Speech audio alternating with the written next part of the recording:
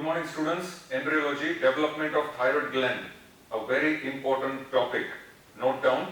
We start with the first line diagram. Please draw alongside with me the tongue, base of the tongue, then epiglottis, the fold of epiglottis, and we go down. Similarly, we divide this tongue over here into anterior 2/3 and posterior 1/3. In the last lecture we have seen the development of anterior 2/3 and posterior 1/3. Vallicula. This section is vallicula. This is epiglottis. This entire structure is tongue. And now we are going to draw at this level hyoid bone. So this will be the cross section of hyoid bone. Remember, it is a sagittal diagram, sagittal section. So hyoid bone. This is entire a sagittal section. Now here, what will show will be, there will be cartilage, and that cartilage will be, I will show it with green color, epiglottic cartilage. This will be the epiglottic cartilage in cross section. Then we will show below the epiglottic cartilage, we are going to show this portion as thyroid cartilage. This portion as thyroid cartilage. Once again, I just confirm with you that this is sagittal section, so this will be thyroid cartilage. Below this, there will be cricoid cartilage. This will be the arc, and here this will be the lamina of cricoid cartilage. So let me draw this lamina, and this will be the arc. And we are going to write down first, this will be once again epiglottic cartilage. This will be the thyroid cartilage, and this structure here is the cricoid cartilage, arc of cricoid cartilage. When larynx will be discussed with you, at that time we will discuss the cartilages of the larynx in detail, in which thyroid cartilage, epiglottis and cricoid cartilages will be discussed with you. Now this is once again lamina of cricoid cartilage,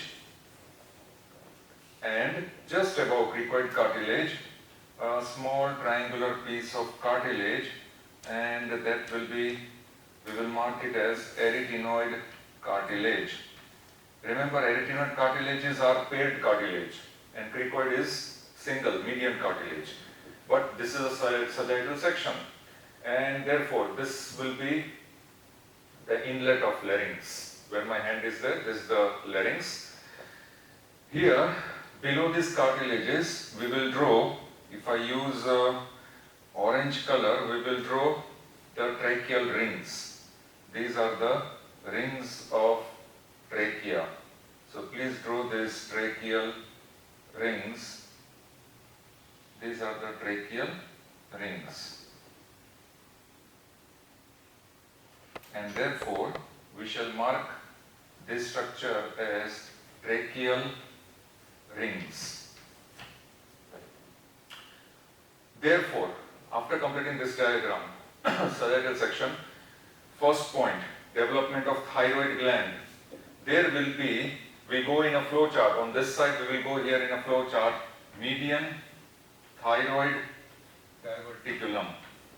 There will be development of median thyroid diverticulum. And this median thyroid diverticulum, on this side, it will develop at the junction of anterior 2/3 and posterior 1/3 of tongue. That means anterior 2/3 is developed from lingual swellings and tuberculum impar. So dorsal to tuberculum impar, that is posterior to tuberculum impar, there will be, at this point, there will be development of median thyroid diverticulum. I will use yellow color now. This is median thyroid diverticulum. Now what will happen? This median thyroid diverticulum, once again on this flow chart, it will pass deep through the substance of the tongue as thyroglossal duct. It will pass deep through the substance of tongue as thyroglossal duct. This is the substance of the tongue, this is thyroglossal duct. Then this thyroglossal duct will pass ventral to hyoid bone. Ventral to hyoid bone, curve around just inferior to hyoid bone. It will curve around, and then once again after curving, it will pass in front of, it will pass once again here in front of, like this, in front of, what is this cartilage? Thyroid cartilage. As it passes in front of thyroid cartilage, it will pass in front of cricoid cartilage, and once it reaches the front of tracheal cartilages, this thyroglossal duct will form a bilobed mass. So here it will form, for example, I will make an outline, it will form a bilobed mass. Just this outline will serve it as a bilobed mass. This is the outline. And therefore, here once again, this thyroglossal duct, as it passes ventral to hyoid bone, ventral to laryngeal cartilages, and once it reaches anterior to trachea, it will form a bilobed mass. Bilobed mass. And what will this bilobed mass develop into? This bilobed mass will develop into isthmus of thyroid gland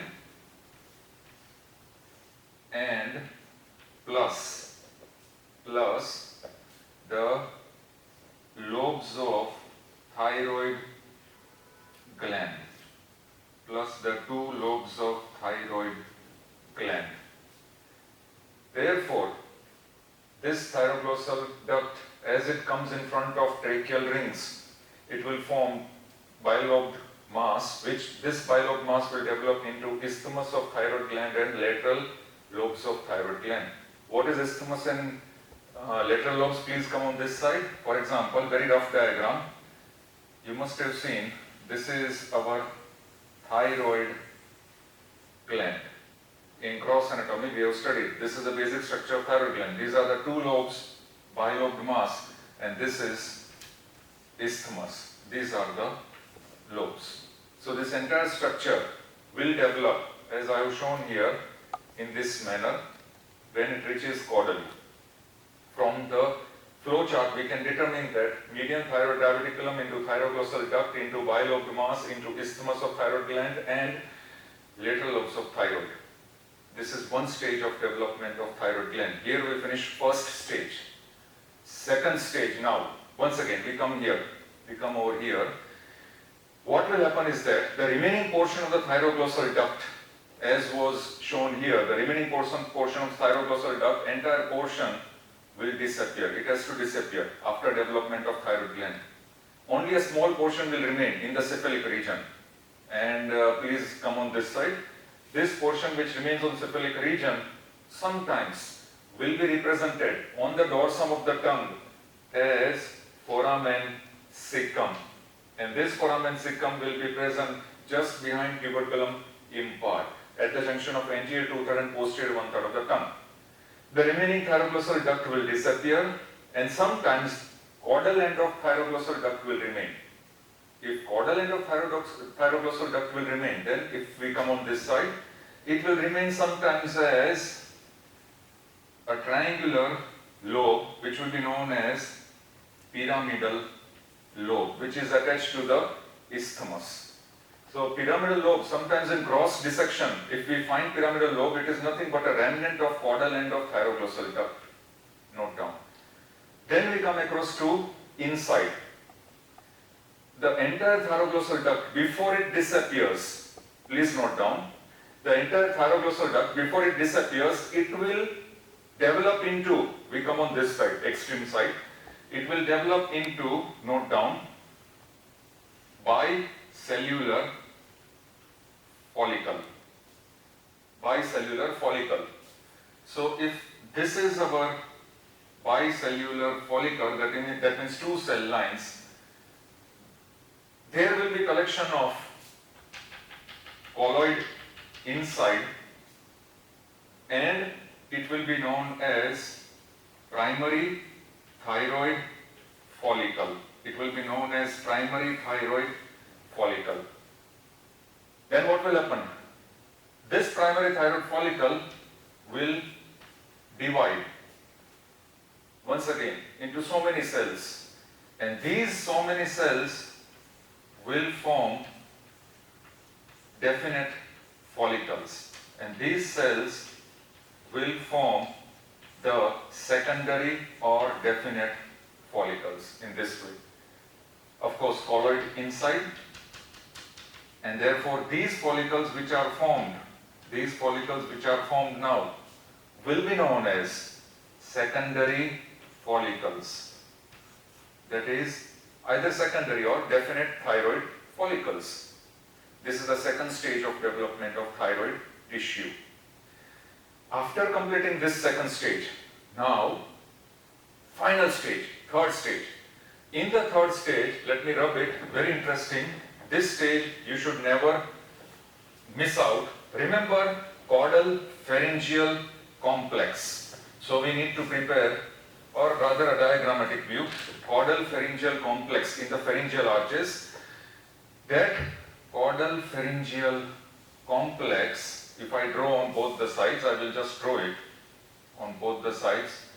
I show this as, let me write it down, caudal pharyngeal complex, which is developed because of the endoderm of the fourth pouch plus the rudimentary fifth pouch.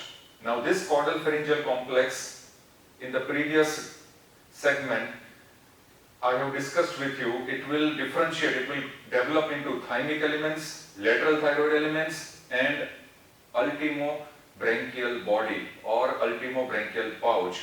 Same, this caudal pharyngeal complex will develop into this, what we have drawn is lateral thyroid tissue. This is again lateral thyroid tissue.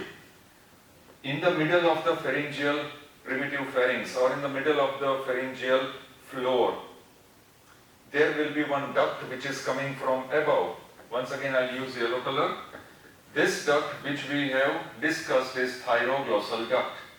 And what will this thyroglossal duct develop into? It will develop into this bilobed mass. This is how the thyroglossal duct will grow, and finally it will come in apposition with the lateral thyroid tissue of caudal pharyngeal complex. This is our thyroglossal duct. Very clear, it is very clear from this diagram itself. Now, there is a lot of controversy going on about how much this caudal pharyngeal complex, lateral thyroid tissue, will contribute in development of thyroid gland. Scientists, they are of the opinion that this caudal pharyngeal complex, there is a lateral thyroid tissue, will only check the progression of thyroglossal duct further caudally. It will prevent this thyroglossal duct from going further caudally.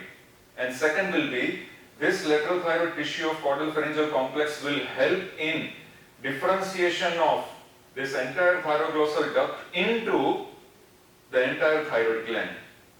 So that means lateral thyroid tissue of caudal pharyngeal complex will only help in checking the development of thyroid gland from thyroglossal duct, and it will also help in further differentiation of this into a complete thyroid gland.